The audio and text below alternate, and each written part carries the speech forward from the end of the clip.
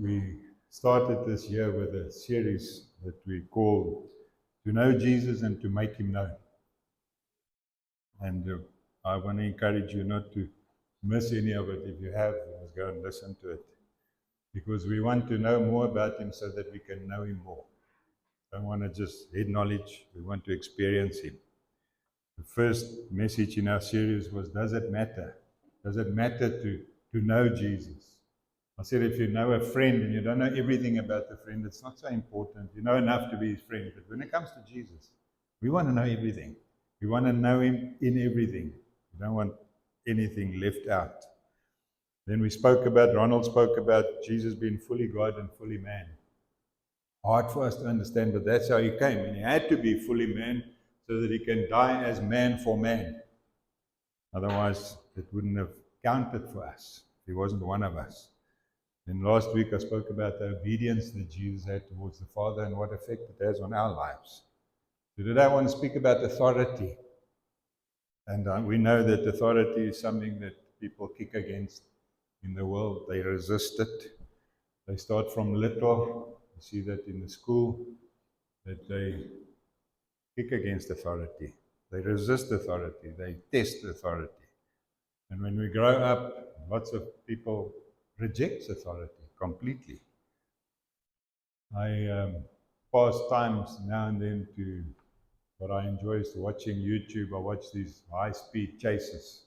So these troopers chase these guys and they challenge authority because they try and get away. They try everything. Some of them die in the process, but they don't want to be under authority of anybody. So they fight this. But although we kick against authority, we somehow want to submit to someone because God created us like that. He created us to submit to His authority. So we have that desire in us to submit. It's in our DNA. That's how we were created. So Jesus came. In Mark, we see that Jesus stepped into the synagogue with authority. Unlike any human authority, the word says, it was not like what they were used to. Unquestionable and powerful authority came into the synagogue.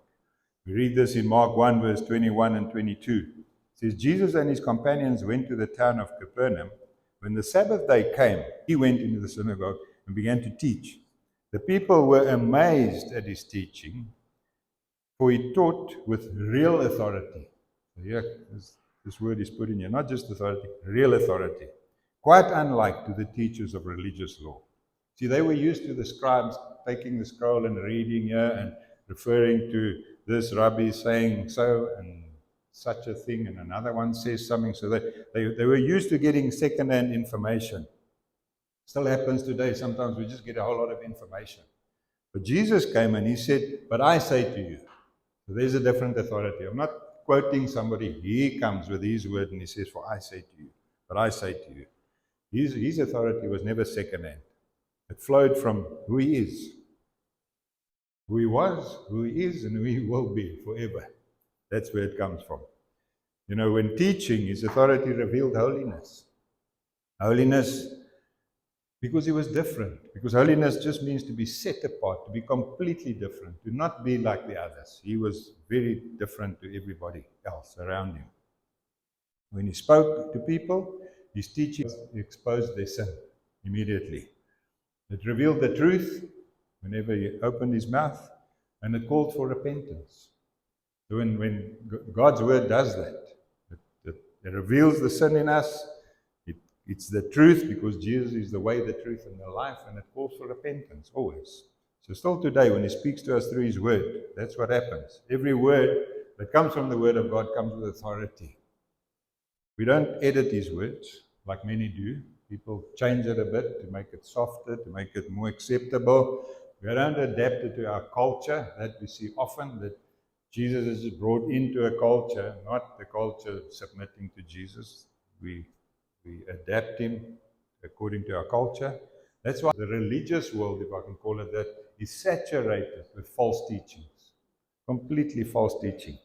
Teachings that sound so good that it sounds like the truth. I had a situation this week where I spoke to a lady that believes that we're all wrong about the Jehovah's Witnesses. You know, we're judging them. They believe everything we believe. It's exactly the same. So she spoke to a Jehovah's Witness, and he convinced her with a lie that's so good that it sounds like the truth. So we've got some work to do in that area. But because he is the way, the truth, and the life, there's no other way. There's nothing else. The only way that we can go about the Word of God is to submit to it as it is. Can't go changing it.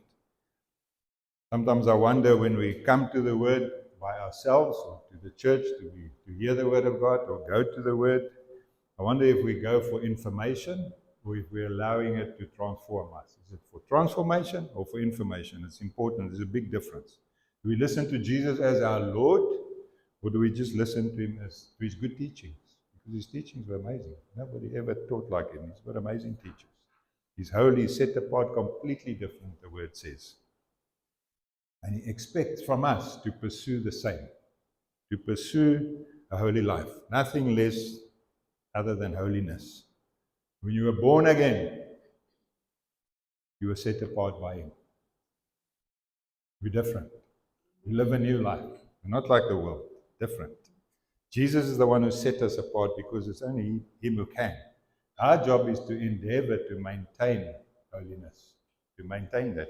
We can, it's up to us. Not by works, not by going to study the law and try and obey the law word for word. No. By pursuing Jesus to a point that we know him. Past knowing about him. Pursue Jesus. Because he's the Holy One from God, the Word of God says. The demon said that, but he spoke the truth.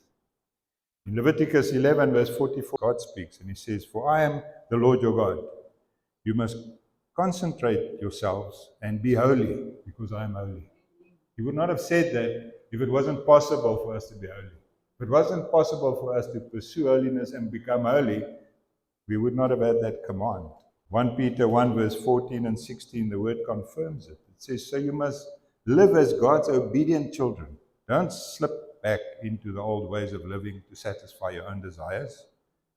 You didn't know any better then, but now you must be holy in everything you do, just as God who chose you is holy. For the scriptures say, you must be holy because I am holy." So there's a thing for us to understand that we can be holy. We can pursue holiness with the help of the Holy Spirit, obviously. Jesus made holiness easily accessible for us on the cross. When he changed it, when he brought new life, it became easily accessible for us. So we have the privilege of choosing holiness. I can choose whether I'm going to live a holy life or not.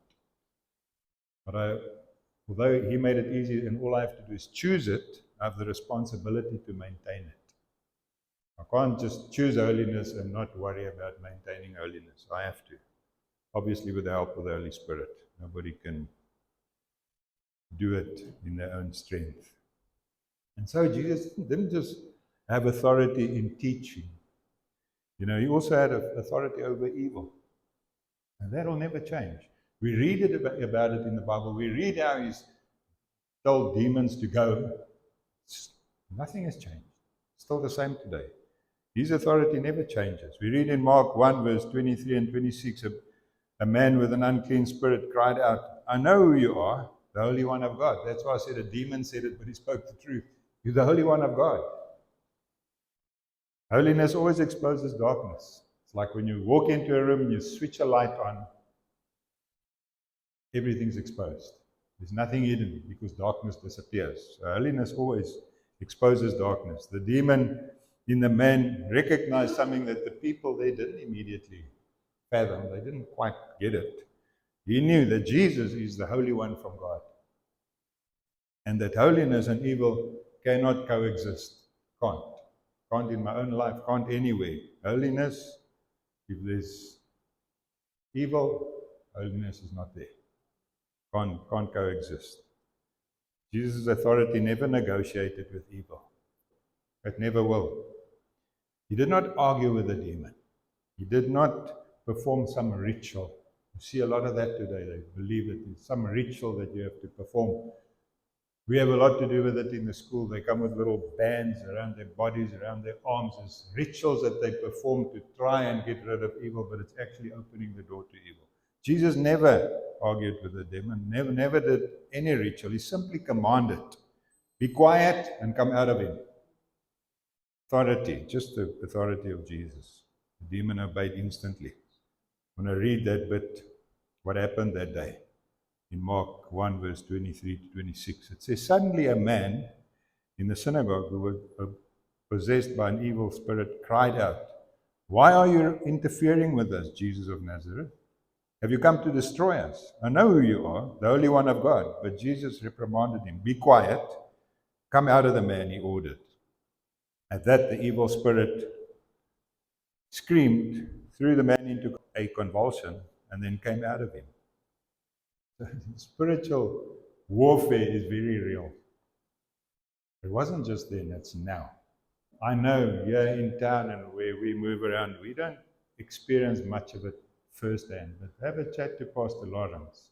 And the things that they have to do with in some of the rural areas is unreal.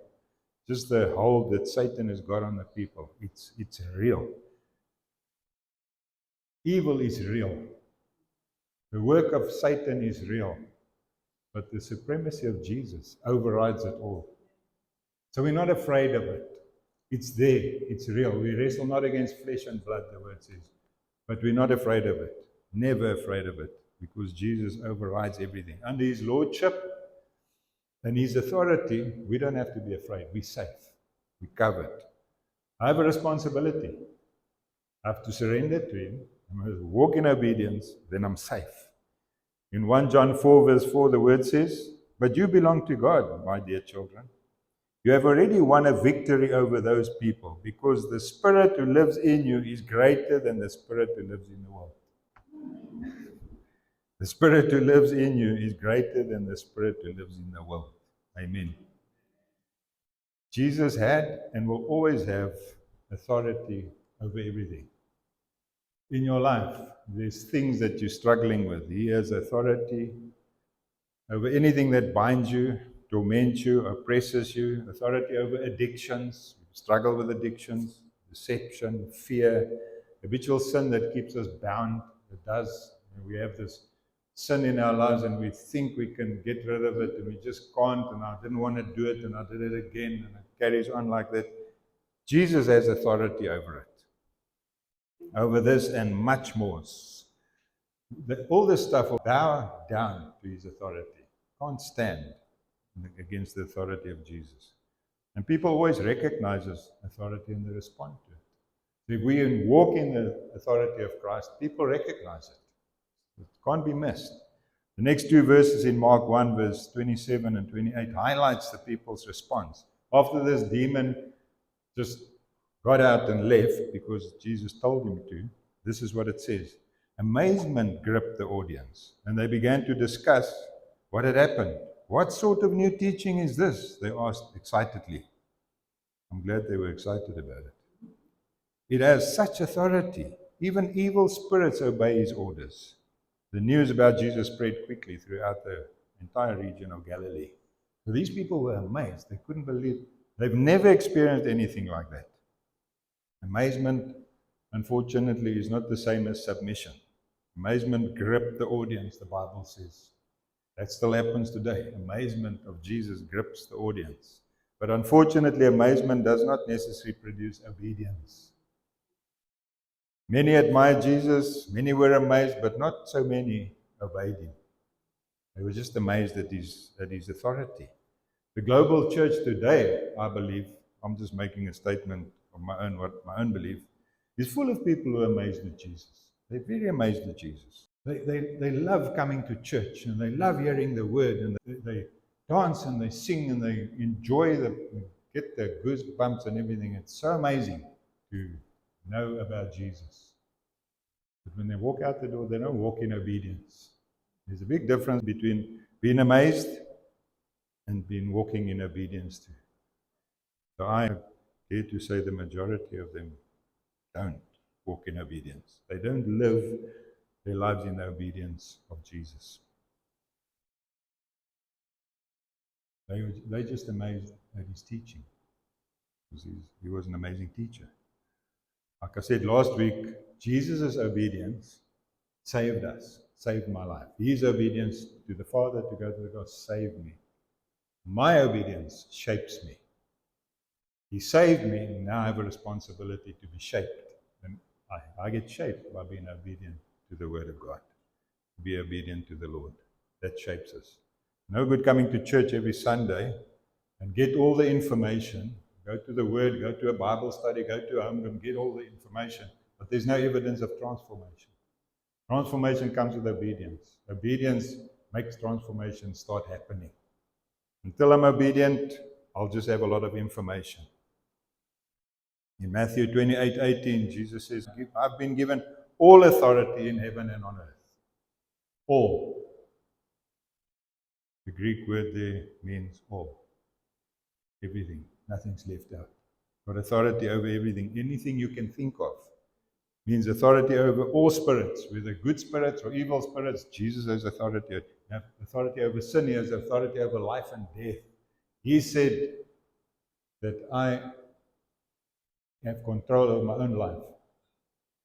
He's got authority over our lives. He's got authority over whether you live or whether you die. There's nothing that Jesus has not got authority over. So if we believe that, if that's the case, then I should surrender fully to Him. Fully means fully. All. Just like the word all. Allow Him to take authority over my choices. Because I have many choices to make in my life. Over my relationships. Over my finances. Don't always like that one. That's my private life. Jesus wants authority over everything. Over your private life. Over your future. Ultimately, He has all authority. He has the final say in everything. And if that is that, what does it mean to me? If I give Jesus authority over my life, what will happen to me? Well, Jesus called His disciples in Matthew 10, verse 1. We've been wanting to see the hand of God move. And He did this. It says, Jesus called the 12 disciples together and gave them authority to cast out evil spirits and to heal every kind of disease and illness. He still has all authority. When He called His disciples and He gave them authority, He didn't give His authority away so that He has less authority. He delegated the practice of His authority. So when we operate in the authority of Jesus, not my own. Yeah, never becomes mine. He just made His authority functional. They acted in the name of Jesus. They used the name of Jesus, not their own authority, but the authority that He placed in their hands. And when I did that, I'm a carpenter, I thought of power tools. A power tool can be a very handy thing, it can be a very dangerous thing. So I have lots of power tools. For the men out there, I have lots of power tools. I won't lend it to you if I don't trust you. I won't let you use it if you're going to hurt yourself or somebody else. I'll say, let me come and cut. It's important to know that I'm going to give my tool to somebody that knows how to handle it. God gives His authority to people who knows how to handle it. Who knows how to handle it? Those who submit to Him fully and those who walk in obedience. You want to be able to use the authority of God. You want to be able to drive out a demon and to speak to a sickness. Surrender all. Walk in obedience. And then the authority of the name of Jesus can operate through you. He gives authority to preach the gospel. I can only stand here in the authority of Jesus, not my own. Just got the authority from Jesus to do what I'm doing. He gives us authority to make disciples, to drive out demons, like I said, to heal the sick, to set the captives free. We can. People are bound. To speak the truth in love without offending anybody, because it's the authority of Jesus. The Holy Spirit does not offend people. If you get an opportunity to speak into somebody's life, it's because He created the opportunity. And if He creates the opportunity, He prepares the heart. So we don't have to be afraid. We're going in the authority of Jesus. He gives us authority to do the good works that He planned for us in advance, the word says. Sometimes I'm not too sure how to do this. In the authority of the name of Jesus, I can do it. When I was preparing this, I thought about Isaiah 54:17 that says, "No weapon formed against you shall prosper. Tongue that rises against you in judgment you shall condemn. This is the heritage of the servants of the Lord, and their righteousness is from me," says the Lord. How do I condemn a judgment against me? By the authority that Jesus delegated to me. I do it in the name of Jesus. Anything false that comes against you, you can condemn in the name of Jesus. You have the authority, Jesus' authority, the name above every name, the highest authority that's ever been, and it will never change. Philippians 2, verse 9 and 11. Therefore, God has also highly exalted him. We've been singing about him as highly exalted him and given him the name which is above every name. That at the name of Jesus, every knee should bow. Not everybody who believes. Every knee should bow. Of those in heaven and those on earth. And of those under the earth. And that every tongue should confess that Jesus Christ is Lord, to the glory of God the Father. Every tongue. No, but there's lots that say they're atheists, they don't believe. The day is coming that every tongue will confess that he is Lord. Unfortunately, it will be too late for some, but they will confess. They will bow their knee, they will confess. It says in Revelation 1 verse 8, I'm the Alpha and the Omega, the beginning and the end, says the Lord, who is, who was, and who is to come, the Almighty. That'll never change. Jesus will always be the, even if he lets us work with his authority, he's the Almighty. That will never change. He's the Lord of Lords. Revelation 19:16. On his robe at his thigh was written this title, King of Kings and Lord of Lords. He'll always be King of Kings. He'll always be Lord of Lords. That will never change. We're doing this series so that we can search our hearts, you know. This Jesus that's been spoken about, have I surrendered to him? Am I walking in obedience to him? I want to know him. You want to know him. Really get to know him. If you really want to get him known, there is something that you have to do. You have to surrender all. You have to walk in obedience. Don't surrender all. Don't walk in obedience. Don't expect to know all. Don't expect to get to know Jesus the way you want to know Jesus. I have to live in obedience. So I want to close. We're going to go to the table. We're going to play a song when we serve ourselves at the table. But you know, when Paul spoke about this, he says, I'll give to you what the Lord Jesus gave to me himself. In 1 Corinthians 11, verse 23. And he says, Jesus said that whenever you take this, you remember me. When it comes to the bread, remember that it's my body that was broken for you. Whenever you take the cup, remember me. New covenant. He says we must remember that. And he carries on and he says, you must not do that unworthily. He says, but it's easy to be worthy. All you have to do is search your heart. See if there's anything. So I need to search my heart. So I want to invite you, when the music is playing today, let's make it a moment of search again. We can never search our hearts enough. We can never think that we've made it, that we're there.